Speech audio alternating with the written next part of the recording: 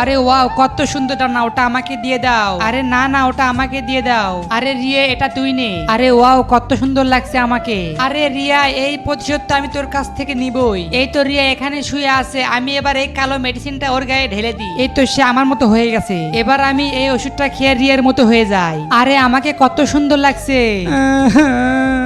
আরে কি হয়েছে তোমার? আরে চম্পা আমার ডানা চুরি করে নিয়ে চলে গেছে।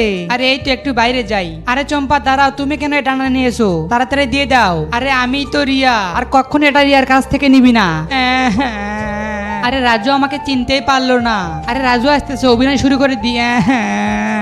আরে রিয়া কেঁদো না, এই নাও তোমার ডানা। আরে ওয়াও, থ্যাংক ইউ। এবার আমি এটা পরে নি। আরে ওয়াও, কত সুন্দর লাগছে আমাকে।